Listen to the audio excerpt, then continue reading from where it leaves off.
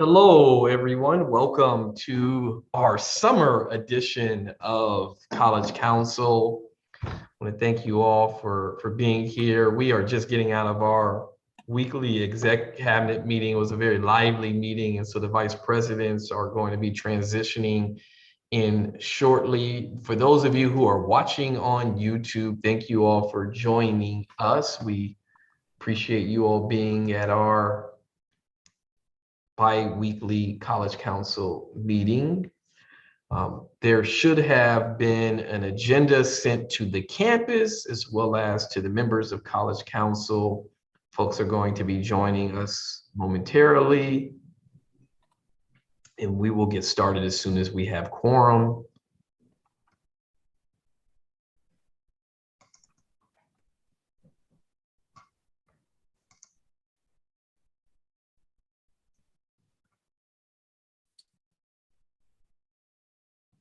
Again, welcome everyone.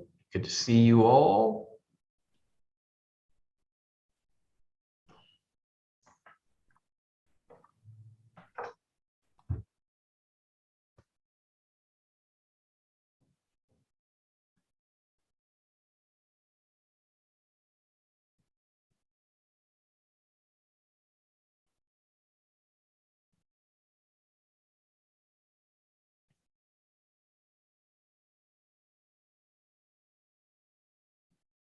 Again, we bear with us for a couple seconds. We're just coming out of a high-powered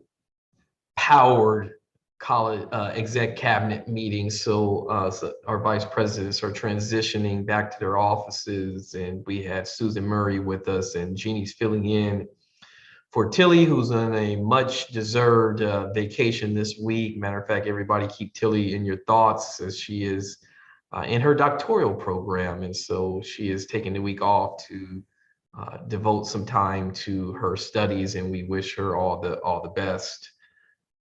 Just need a couple other folks here. We also want to welcome one of our amazing faculty members.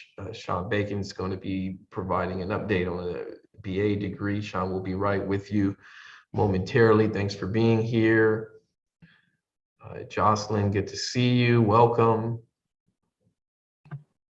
Good afternoon. Thank you for having me. Good to see you all. Jocelyn, is that a Dallas Cowboy star back there? We might have to talk about that. 100%. Jocelyn is a huge Cowboys fan. You should know this. Should know it. Well, Caesar had on his Padres gear today, and I've actually enjoyed, since I've been in town now, going on 5 years, the Padre games are quite exciting. Speaking of football, my very first and only professional football game was the San Diego Chargers right when I got into City College. Of course, they are up the street now. I'm sure they lost. I don't remember, but it was quite got to do the, what do they call it? The tailgating? Got to do the tailgating. Okay, yeah. Okay. So we'll get started as soon as Jeannie joins us. I know she's probably getting set up in Tilly's office. Jeannie is serving as the acting. She just walked in. She's on her way. Fabulous. Welcome, Susan. And I believe that Maria Jose is traveling, and so it's good to have you with us, Nadia, Sean, Ryan. Good to see you. John Parker's with us, so we just need one more person. We'll get started. For those of you who are with us, please, if you could, take a look at the minutes. That'll be the first action item, is to approve the minutes from May 24th. I want to thank, as always, Janelli, who has been sticking with me through this entire time. Janelli, we appreciate you. Let's see.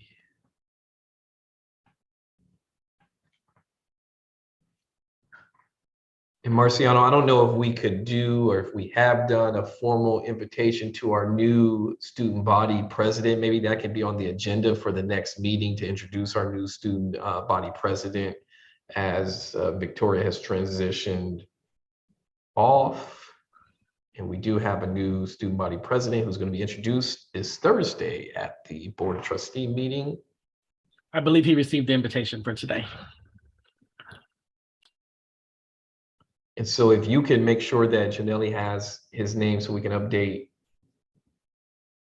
her name. It's another her. No, it's him. It's Diego. Okay, it is Jacob. Okay. His name. Well, let's go ahead and get started. I think we have enough for quorum and perfect timing. There is another one of our amazing deans, the dean of the biggest school on the campus. We were talking about that a little earlier. Jeannie is standing in for Tilly today. We'll do a roll call. Again, my name is Ricky Shabazz. I have the honor and privilege of being the president of our great college. I do not see Paul Alexander. Jeannie is standing in for Tilly. I see Robbie, chair of Institutional Technology Council. Present. Caesar, information officer. Present. Jocelyn, supervisory representative. Present. Nadia, president of the chair's cabinet. Present. Susan, dean of institutional effectiveness. Present.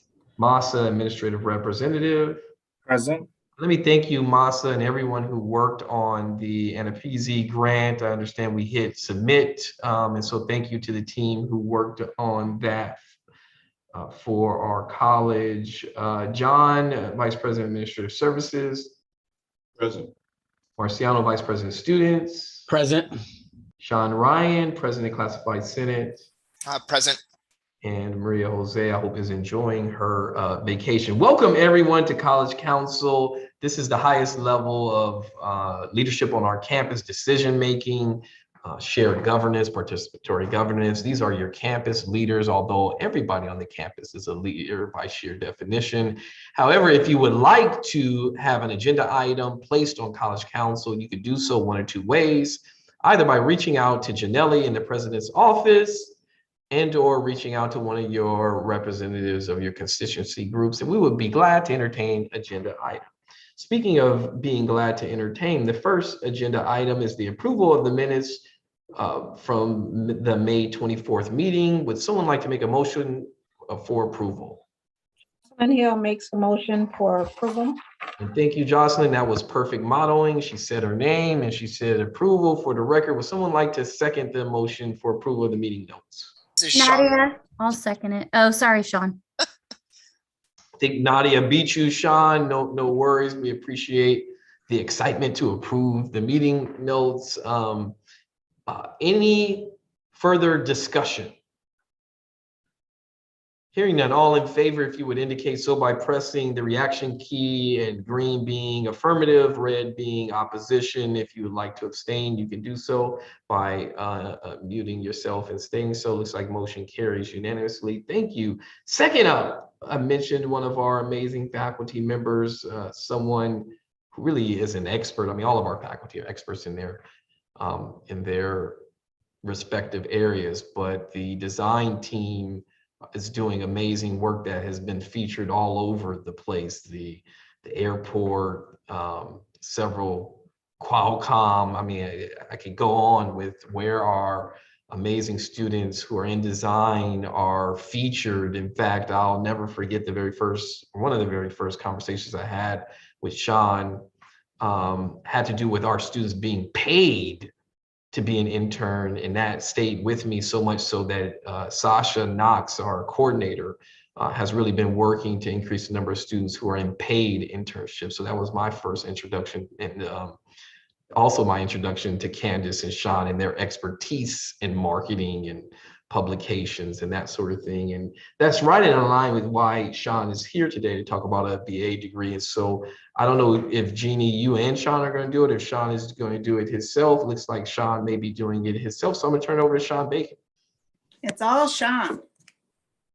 Thank you so much, Ricky. And thank you to all of you that are here today for having me and for listening to my proposal.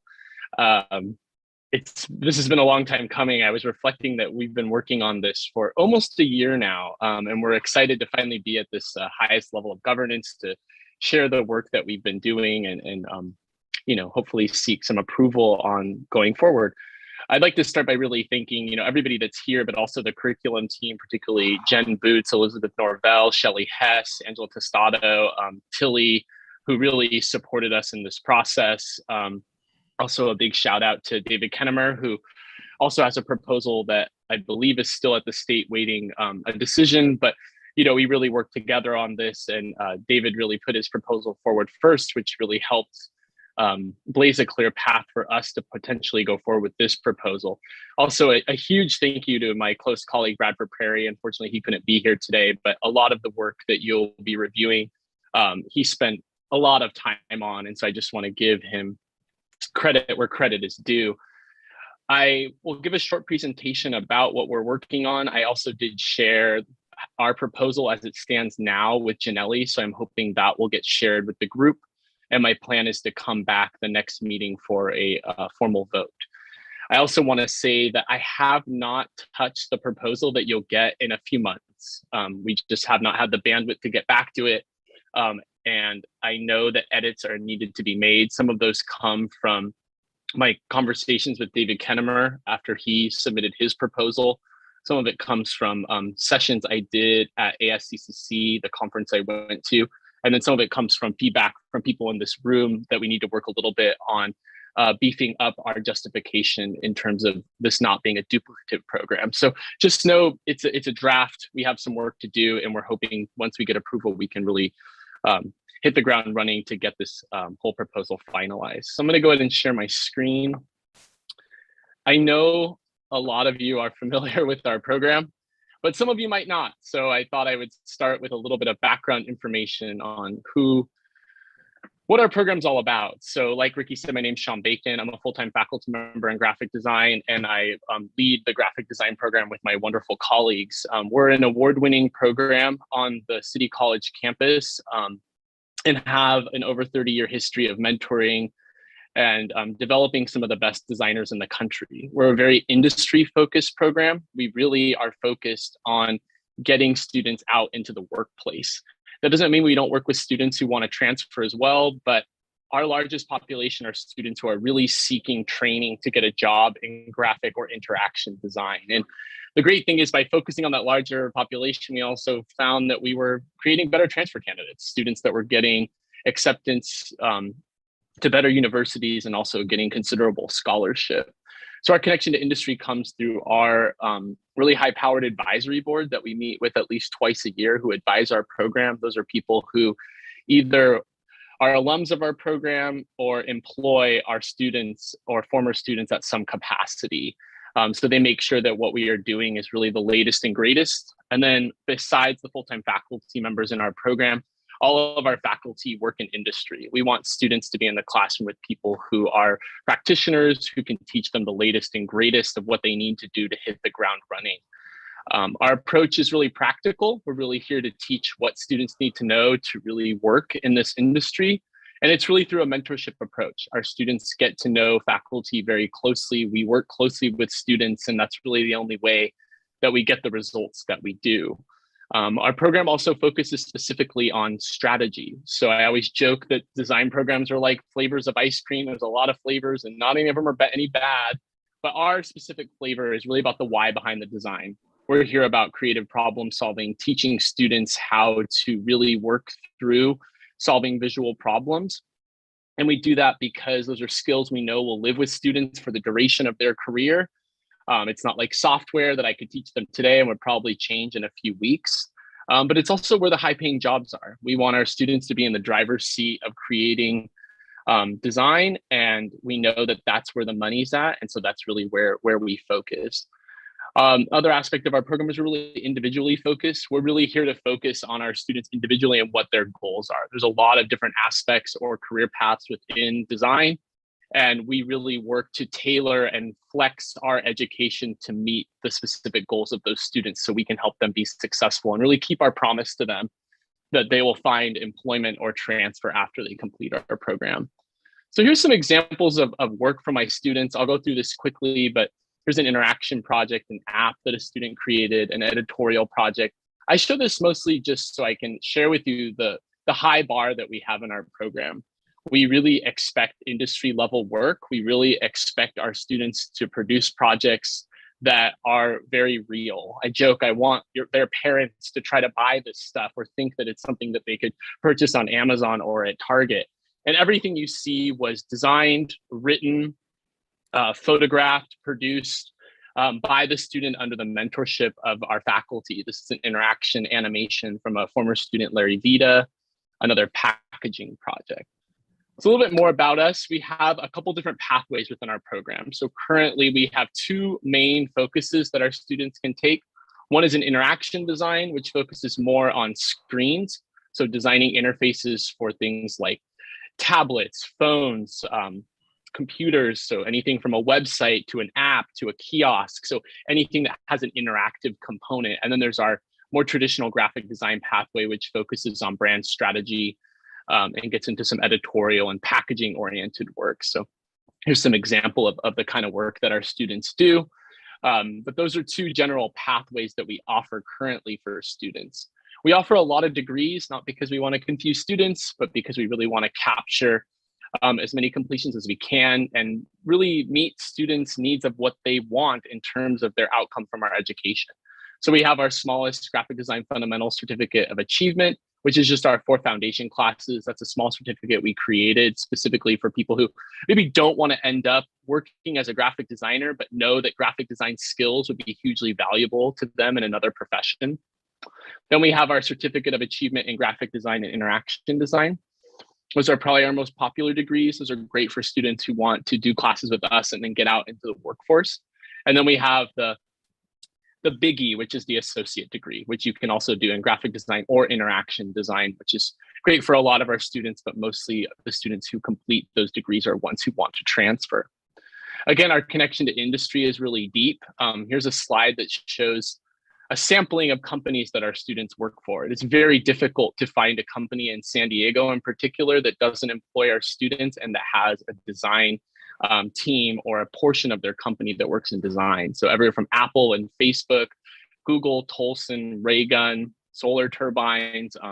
Our students are in high demand because of how well we train them and the way that we work with industry. They really are aware that we are one of the best institutions in the country and that we are going to train them in a way where not only do they have a great portfolio and great design skills, but they know how to work hard and they really know how to be successful at a workplace. We also spend a lot of time placing students at companies. And that's something we're really proud of because as we do a good job with those placements, companies come back to us again and again, requesting that we help place people there. It also makes us have a really strong alumni, and they really help continue to place students at the companies that they work at. So some data about our program, we serve about 950 students annually. So that's an unduplicated number there for you. Our enrollment has grown by 51.5% since 2016. And our sections fill quickly. Our fill rate in 2019-2020 was 97%. And our productivity in 2019-2020 was 18. So we care about data. We take these things seriously. We run a strong program. It's important to us that we are fiscally responsible and that we are really delivering on our promise, not only to the college, but also to our students. So it's something we really care about, and we're hoping to build on this strong foundation and potentially offer a bachelor's degree in strategic design. That really gets to a conversation about the evolution of our industry. There has really been a shift towards data-driven design backed by research and strategy. We're no longer just decorators. Designers are now included as an essential component of the business leadership for the understanding of strategy, innovation, and marketing.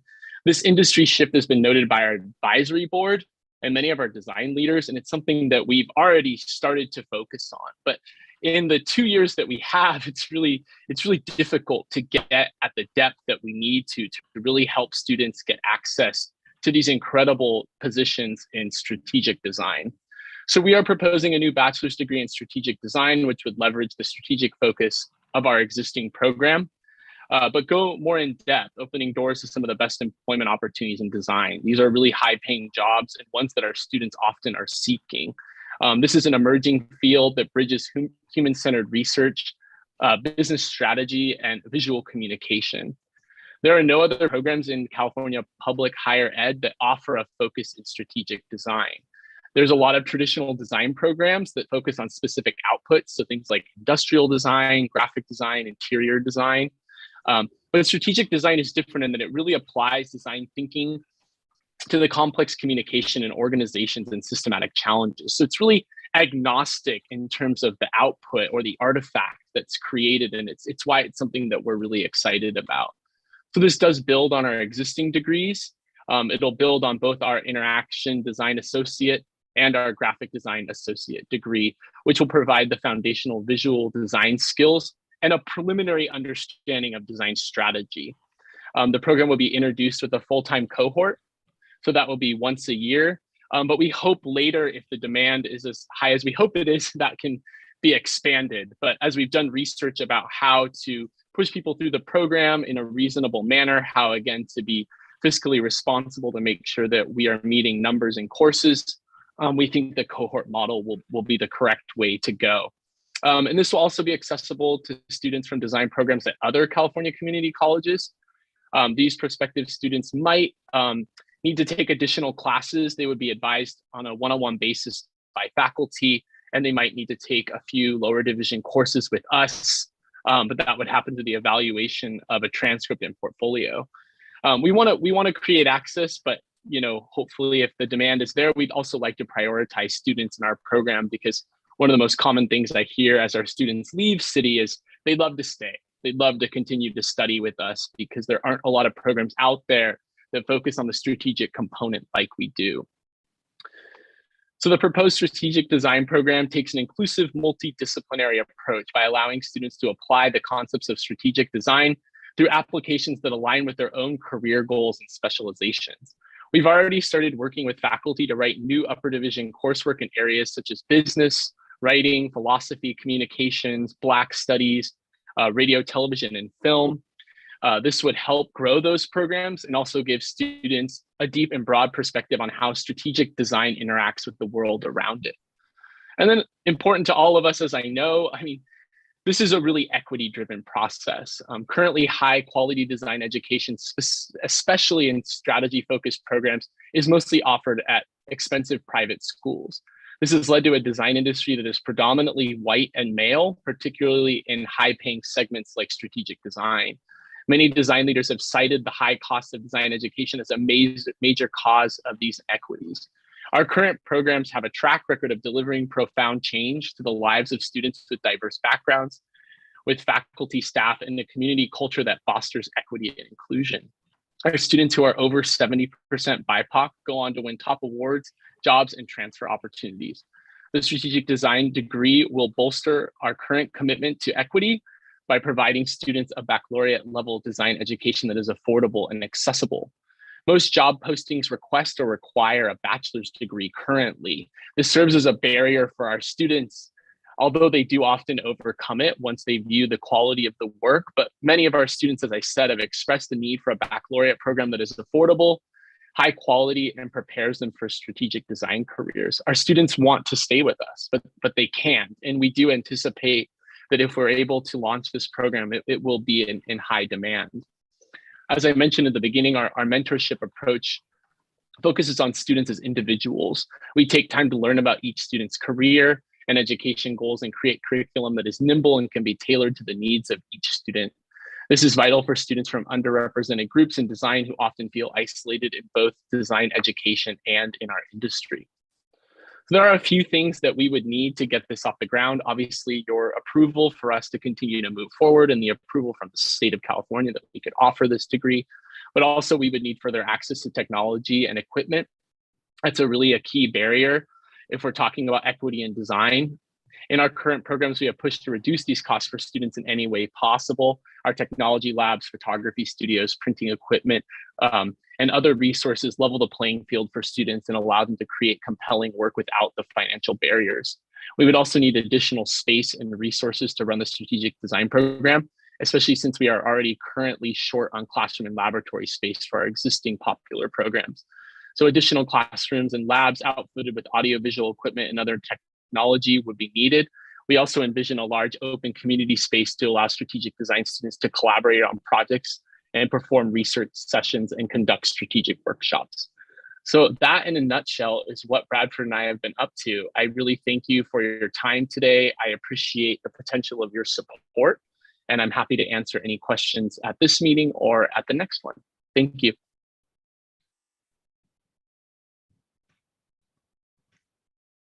Thank you, Sean. If you wouldn't mind unsharing, perfect. And are there any questions for Sean? And I agree with everyone's sentiments. I'm seeing the hearts and the clapping of the hands. Very well done. And we are so very fortunate to have Sean and all of the faculty in design who, as you can see from the examples today, are indeed world class in preparing our students to go into the workforce. I love when you said, Sean, that the folks teaching in our programs are indeed industry professionals. So they're not just getting theory, they're getting up-to-date current information on how they can enter the workforce or go into business for themselves. Jocelyn.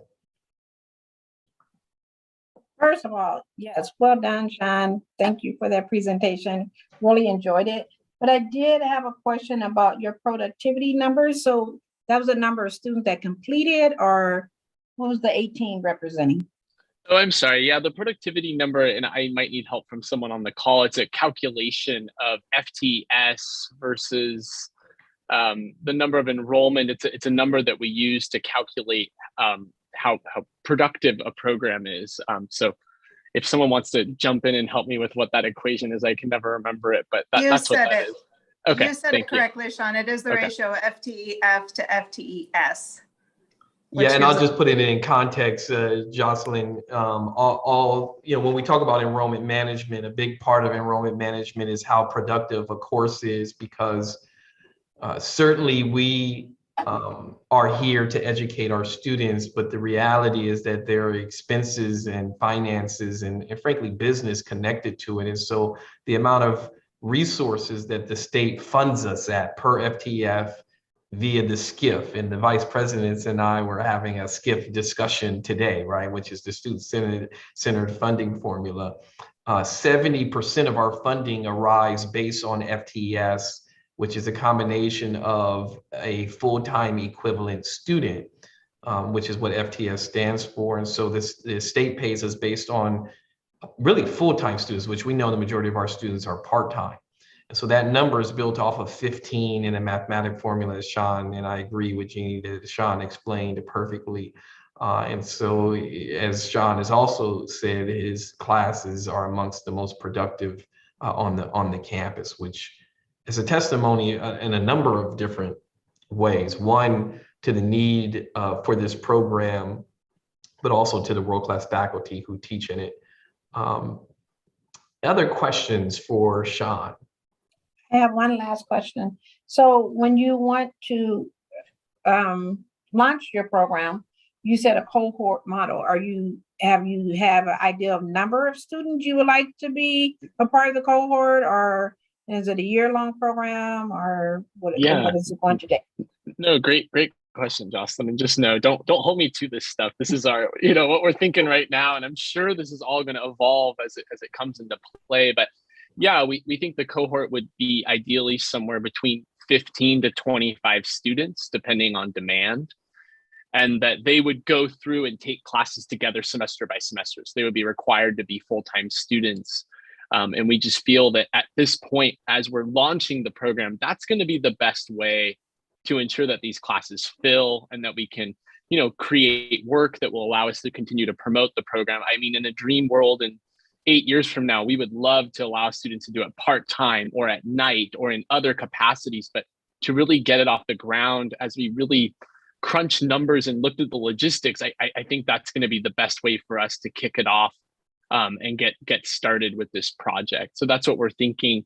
And then it will take an additional 2 years to complete the bachelor's coursework. So on top of that associates, that's 2 years, there's another 2 years that will be those upper division courses in our area and then the other areas I mentioned on the campus.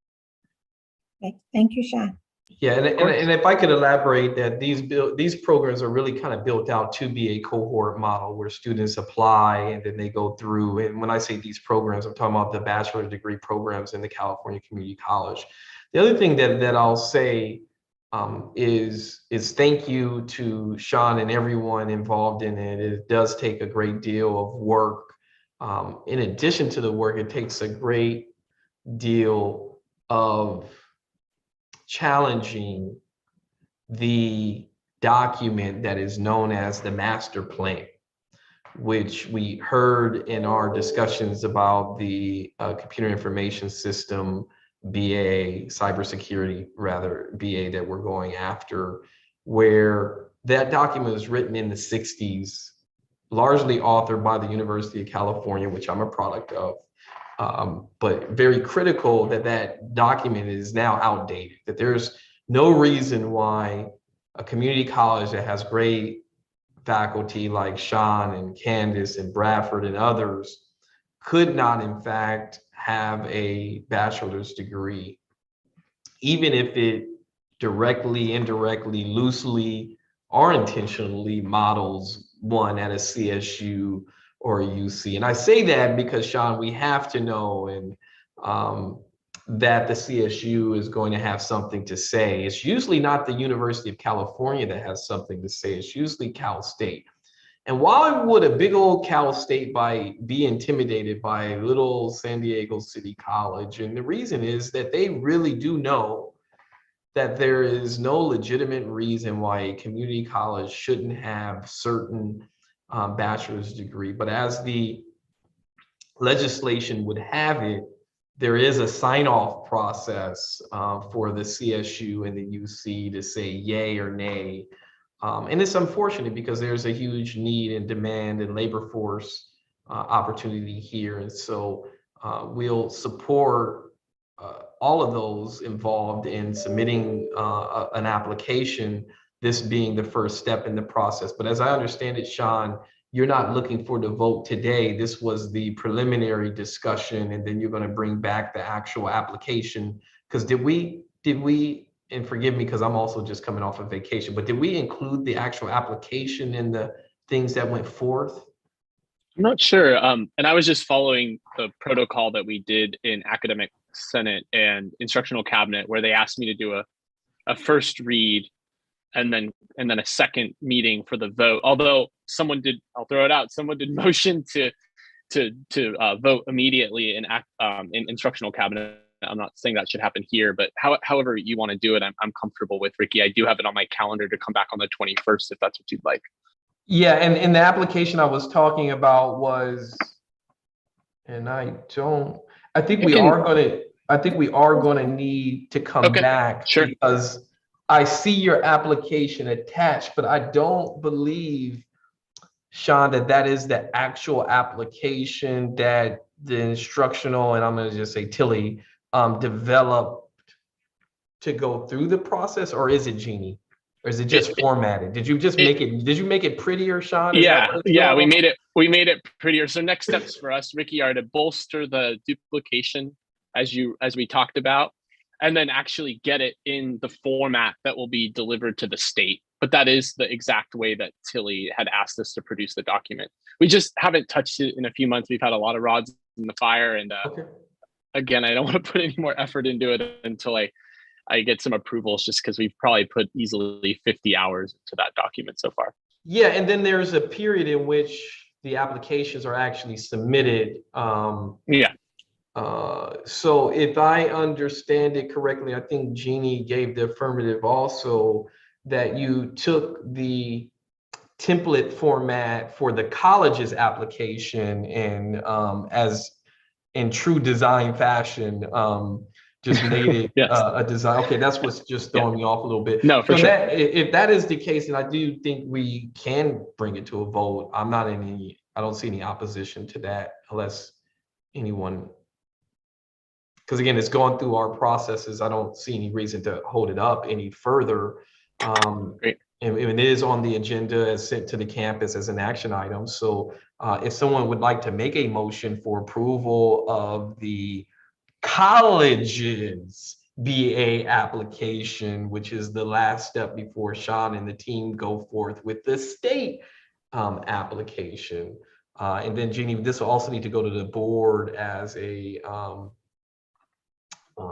intent to submit a BA program. Masa. I'd like to move to approve. Perfect. We have a first from Masa. Would someone like to make a second? Ricky, this is second. Robbie. You Oh. all. I'll let Again. you second.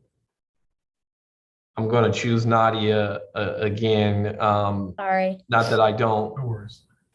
appreciate you, Robbie, but you'll have an opportunity to vote yes. So if someone would if you all would use your reaction buttons, and green being yes, red being in opposition, if you'd like to abstain, if you would mute yourself for the good of the order. And it looks like we're just waiting for one person who hasn't voted yet to vote. There we go. Motion carries unanimously. Thank you again, Sean, and appreciate you coming, which is most likely to be your summer. I'm not sure if you're still on contract, or I know you're the chair, so. Nope. I'm on summer, but that's okay. I'm glad to be here. I appreciate the support. Thank you so much, everybody. Well, perfect. Enjoy the rest of your day, Sean, and we look forward to seeing the full application and working with Jeannie to go to the board and challenging the state on how they're looking at these programs. Folks, we will see in our lifetime this provision where the CSU and UC have to sign off. That will go away. I'm confident, and I'm also confident we'll see BA programs at community colleges and things like nursing, which is needed. There's absolutely no reason other than elitism, and this is the way we've always done it, to keep folks like Sean and Bradford and others from being able to help with a much needed labor force, and also to place our students in high demand above livable wage careers. So again, thank you, Sean. Thank you, everyone involved. Moving on with the College Council agenda.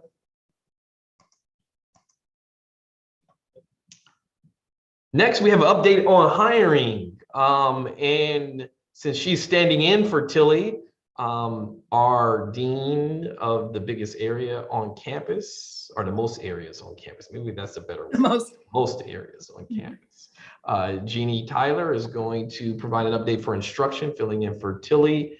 And I may do it for Marciano. I think he had a conflict and had to pivot over to another meeting. But Jeannie, if you'd like to provide an update, maybe Janelle, I understand that you have the form, or maybe you can share the form for us, Janelle.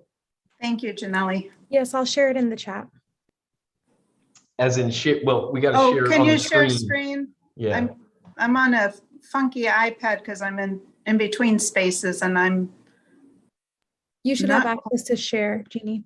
She can't share. Can you share it? And let me see if I can bring it up. thank you. Apologies.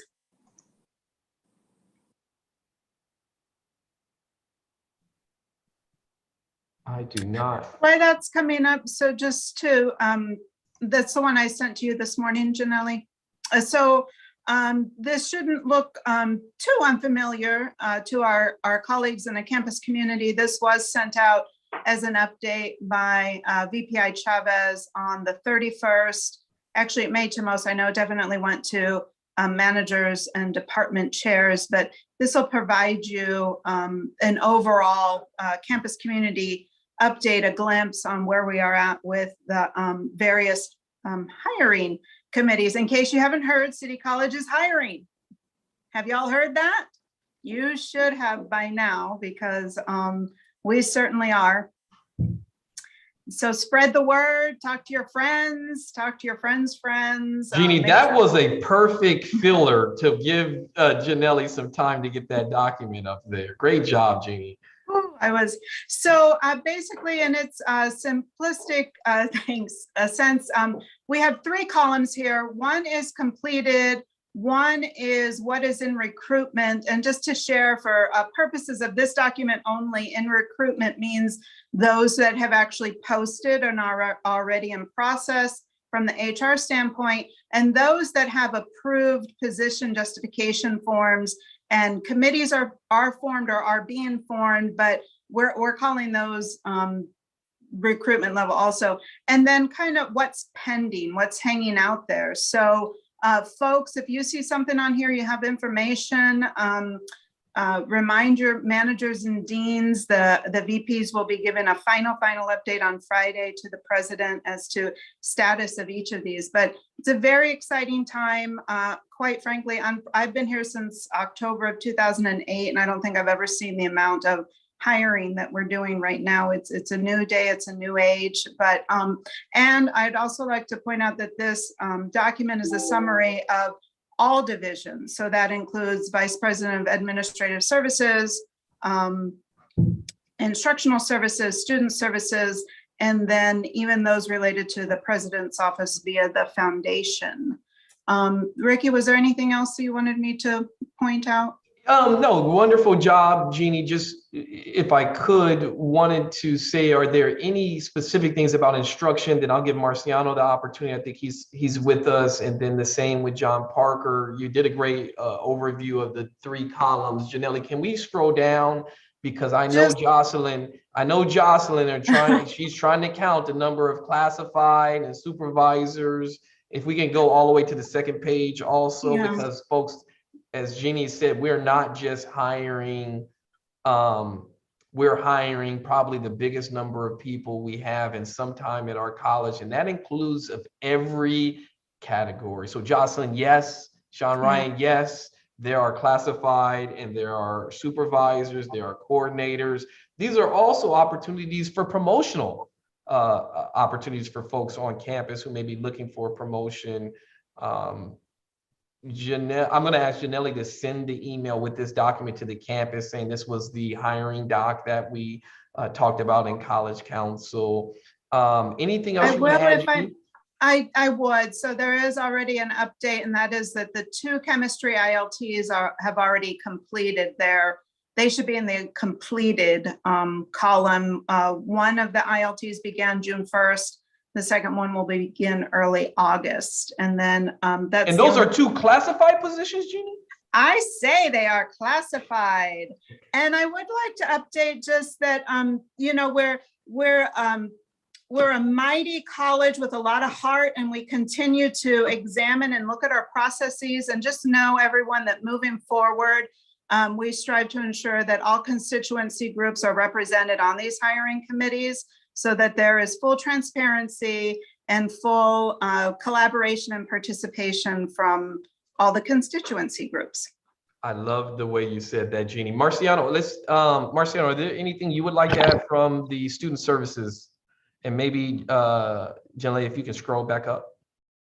Yeah, I don't think there's a lot more to add, other than we've got, 14 to 16 vacancies in student services that we are working to fill. You've probably seen on this form, many of them are GFR funded positions. So I think it's important for folks to know that. We've got several fund positions that are tied to some of the grants that we've received and some of the state funding that we've received directly for some of those programs.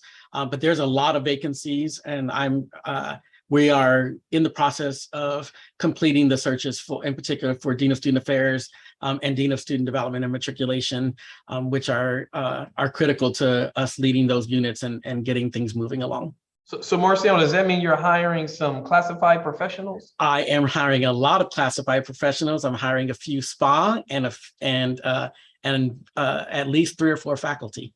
Great. And I see your hand. Just give me a moment, Jocelyn, when I let the vice presidents do their piece. John Parker.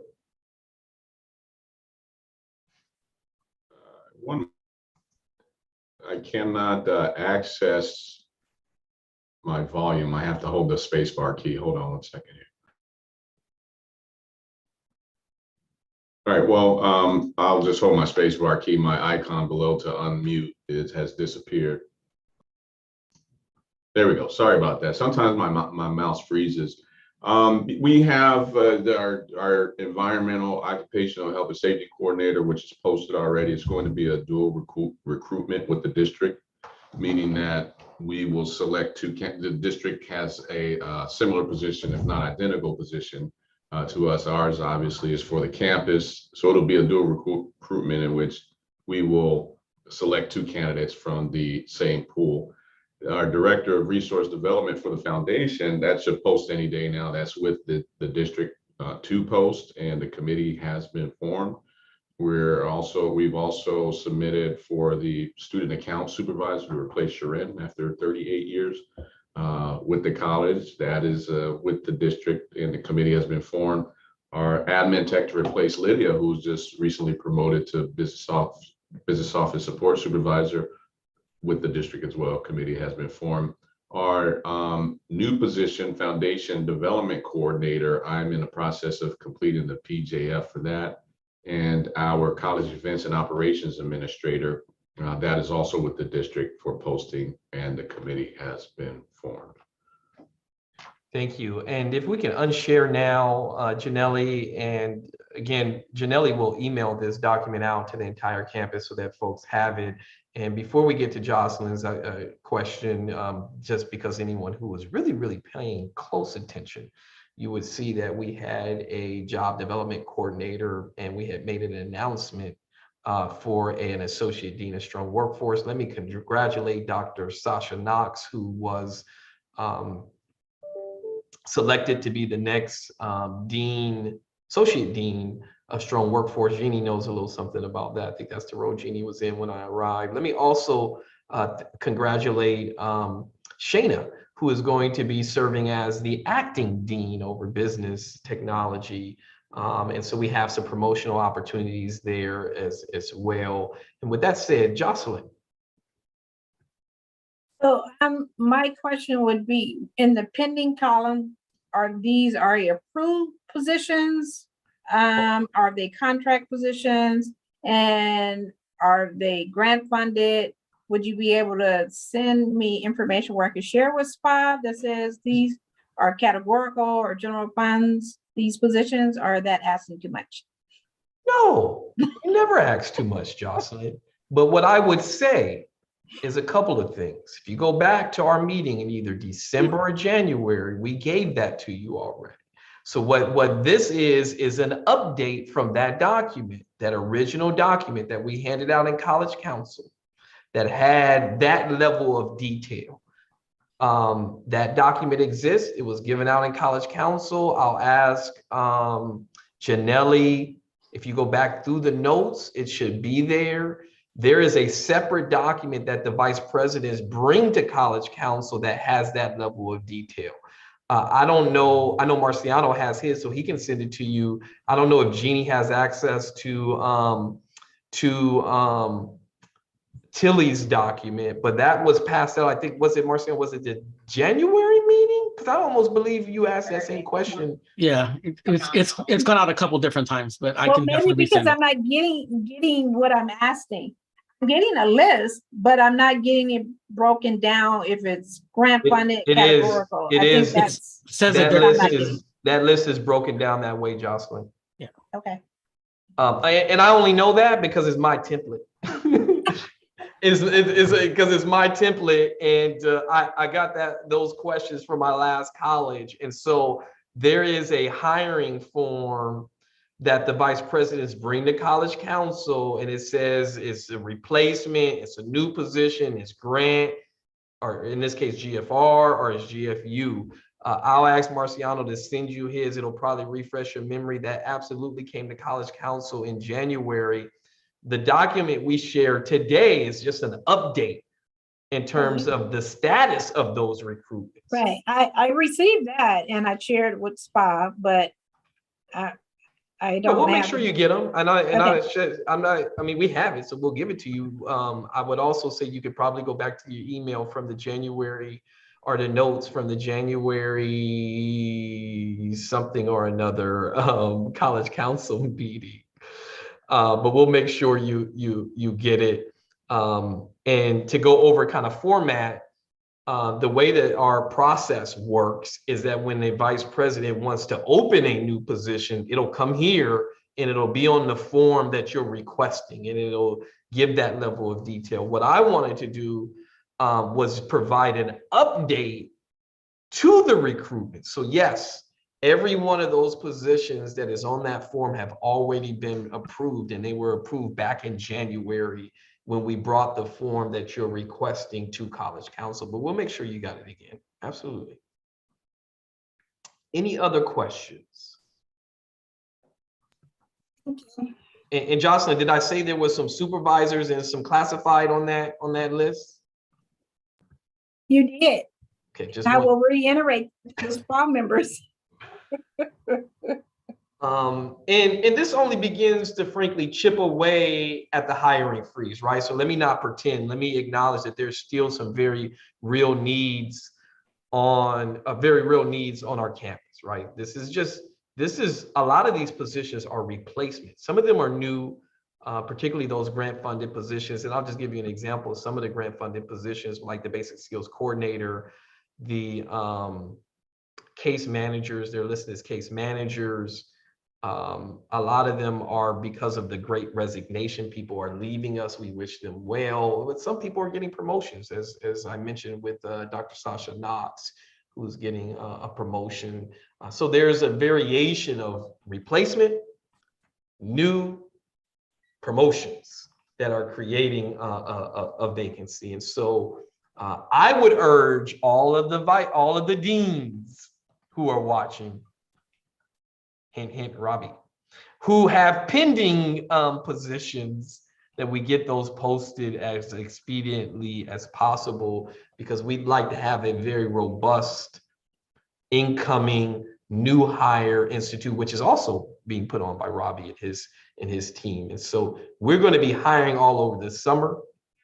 Let me also assure Jocelyn and Sean Ryan that I have absolutely communicated with the vice presidents and the deans to remind them that there must be a supervisor and a classified on all of these hiring committees. And I've also reminded the vice presidents and the deans that they must work with the academic senate process to request a faculty member to serve on those hiring committees. And I do humbly apologize that a couple of them slid through. It was not intentionally, it was an accident. We have a number of new people who are coming into a better understanding of how we do participatory shared governance at San Diego City College.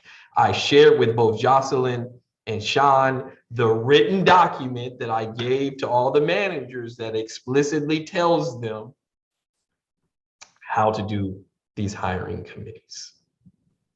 And so we are working on that. We have a managers meeting today. We are going to go over that one more time. And I asked today for the vice presidents to share that written document that outlines the hiring process with all of the managers again. And so I hope and pray that we won't have any get by us again. But I do humbly apologize for those ones that did. We did have a couple, and we're sorry. Any other questions about hiring? How do I get a position if I need one? Jocelyn? You want me to respond to that? Yes. Oh, so if there is a form that is generated by our college, that is a request form. If you need a position, you have to do a justification, fill out that form. It goes to your direct manager, vice. If you have a dean, you would send that directly to your dean. Then your dean will submit that to your VP. And then that goes to exec cabinet and they review it. And if it's processed and approved, and then it goes through the processing chain of commands, which would go to our business service office, our VPA, Dr. Parker would also sign off on it. And then if depends how it's funded, it would need board approval if that is required. And Jocelyn knows what she's talking about over there. Now, Jocelyn, there's one important step. I gotta make sure I have funding. Well, that too, that's equally important. And But there's- it's been a position replaced? There's one What did I miss? Important. Now, let me say this. You gave a very detailed, perfect answer. Right? Your Okay. answer was perfect. If we could, we need to shoot a video on how to start a position. Matter of fact, Caesar, let's do that. I'm going to go over to Susan Murray, who I know knows the one piece that Jocelyn left out. What did I miss? Now I have to try to reconstruct everything she said. Well, I gave you an alley-oop though, Susan. There's one important college process that position should be listed in, that you and your team help facilitate. Program Program review. review. Yes. Task program review. I didn't forget that. Yes, must be included in program review, which is That task position for should be us. listed in program review Yes, because that so- is the college's process for accreditation reasons, to show that our process for allocating our resources align with our program's needs and services. And the other thing that we do is that the vice presidents review their direct reports annual plans. And so the deans and directors prioritize the positions, then it goes to the vice presidents and they prioritize the positions, then it comes to the president and we prioritize the positions. In addition to that, there is a faculty prioritization process. So there are all these processes at play that begin and culminate with program review. And then ultimately there has to be a funding source, right? Is there a replacement? Is there new money from the state? Did you write a grant? You heard Marciano and his team been writing grants. You heard me say that Masa and his team been writing grants, Jeannie and her team. And I mean, everybody's writing grants because there's just not enough money we get from the state. Questions.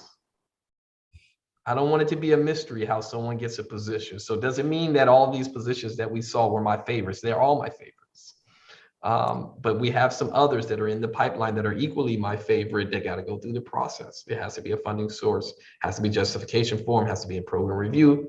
And that's how we get a process. A position. Now, we do have a couple of positions. One of the IoTs with chemistry. We're going to hire a multimedia specialist with marketing, our Caesars area. There were a couple of faculty members, I believe a Chicano Studies faculty member, a Black Studies faculty member that were hired with her funds and in anticipation to a retirement, right? So that means we need to find 3 retirements to permanently fund those positions. So it's kind of like, I'm going to say anticipation, because on a semester to semester basis, we typically have 5 to 10 people who retire, resign, move on to bigger and better things, or just decide that they would like to spend time outside of the college. Any other questions about hiring? Wonderful job, Jocelyn, Jeannie, Marciano, John Parker. Thank you all for the update. Summer 410 schedule kicked off this week. As many colleges do in the summer, we're going to spend Fridays with our family, maybe at the beach, maybe getting your second win for coming back to work on Monday. Now, there are select offices and programs, largely around science and facilities, that'll be here on Friday. But for the most part, beginning this week, through, I believe, the second week of August. Let me get my date straight.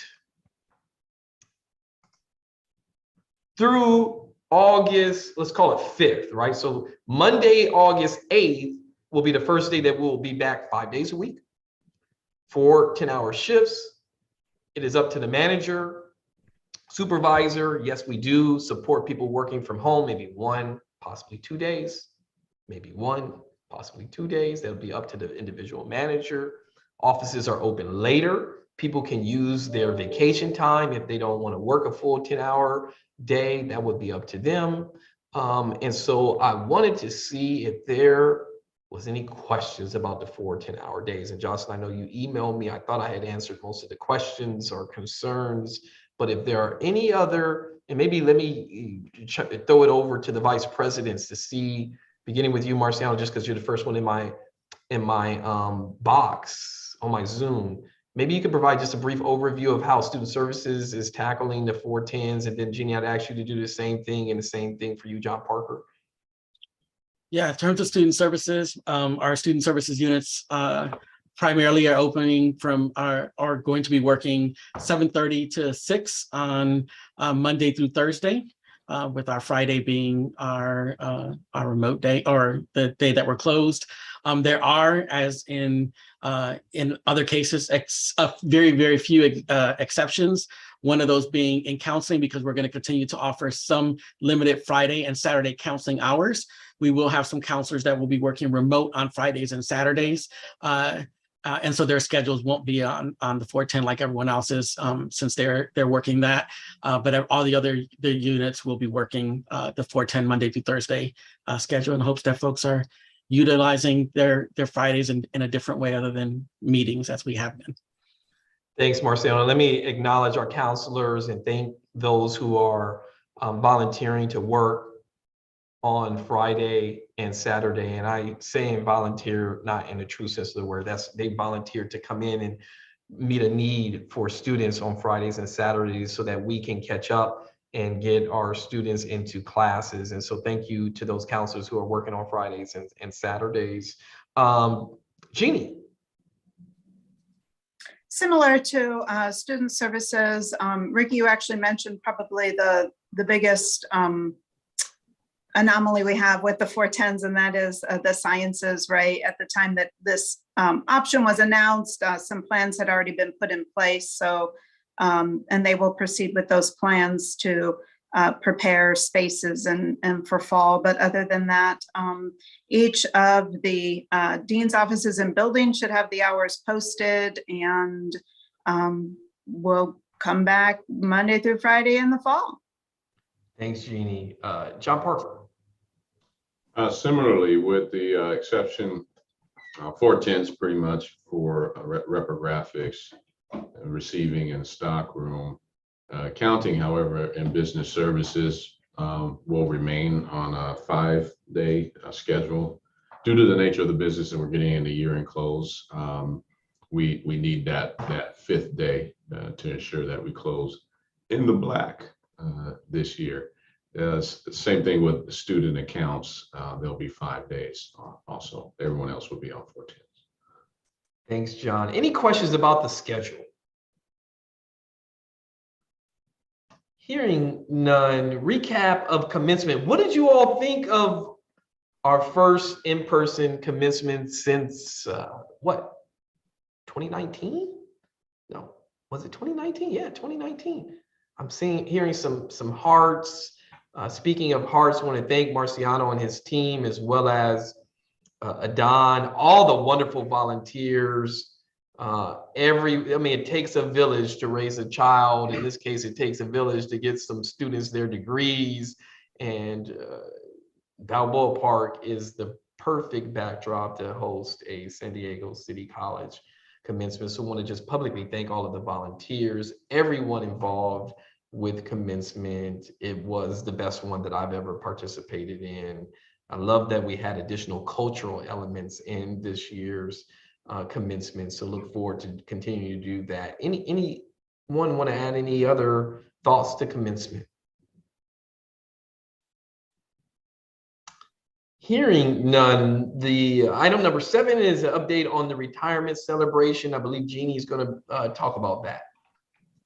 Yes, real quickly. So check your emails. You all have an invite to join us in celebrating the 12 employees who are retiring, or some of them have already retired, but they provide nearly 300 years of service to this institution. That's a lot of hours and a lot of institutional memory. So join us. It's via Zoom, hopefully this one last time, on Tuesday the 14th from 3 to 4:30, and we will celebrate those 12 individuals, their service and dedication to San Diego City College and the college family, and we look forward to your participation. Thanks, Jeannie. That concludes our agenda items for this week's College Council. We plan to be back in about 2 or so weeks. Are there any updates for the good of the order? Any announcements or updates? Oh, Classified Appreciation Week, Sean. Hey, and continuing our celebrations. Next Monday on the 13th, I invite all of you to come out to the A building patio. From noon until 2, we're going to be celebrating just about 315 years of service of our classified professionals here at campus. Everyone on campus is invited. Check your emails. There's an RSVP that I've been sending out. And this event is going to kick off our Classified Appreciation Week. I have a week, the Classified Senate, we have a week long schedule of activities, events and celebrations of our classified professionals, including our SPA folks on campus. And we'll be sharing materials via email. I do have a Padlet that I'll be sharing with the campus where you can come in and write your own personal thank you to our classified professionals. Thank you, Sean. And please, I know I'm going to get this question. All of the supervisors and the managers fully support our classified being able to participate in all of the week-long events. No need to ask other than to ask your supervisor. Sean has put in the team, the planning committee has put together a set of events that week, and there'll be an opportunity for folks to spend some time networking, getting to know one another, and sharing some of that San Diego City College love. Any other announcements for the good of the order? I just wanted to add on to that in scheduling this year's Classified Appreciation Week, we had created events that are bite-sized. So we have a variety of schedules that is available for the various different schedules that our classified folks have. Well, again, thanks to Sean and the team for planning it. I know Caesar will be working with you to promote the events broadly so that we can get as much participation as we can. I would like any other announcements. I'd like to just conclude that the governor's May revise came out, his preliminary budget. The legislature has come out with their budget, and there stands to be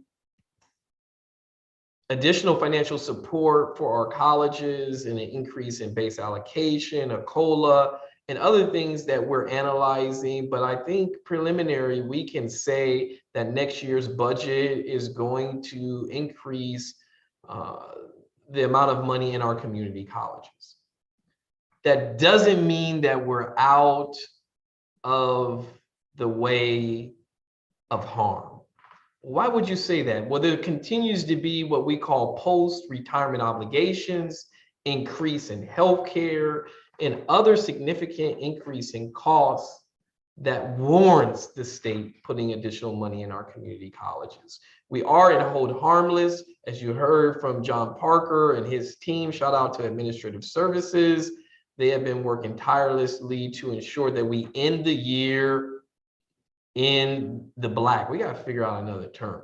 In the year, not in the red.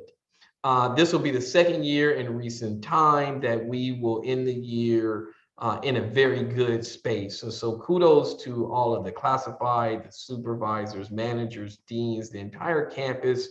But we're very fortunate to have HERF funding and other grant funding that have allowed us to shift some of those expenses that normally would hit the college into other deficits models. Thank you, John Parker. And so I assure you, and John, you heard it here in College Council, we are going to end the year in a very good place financially, and we continue to take that forward into the new year in our budgeting processes. And so I couldn't think of a better way to end the year than with some additional resources in the bank so that we can serve our students.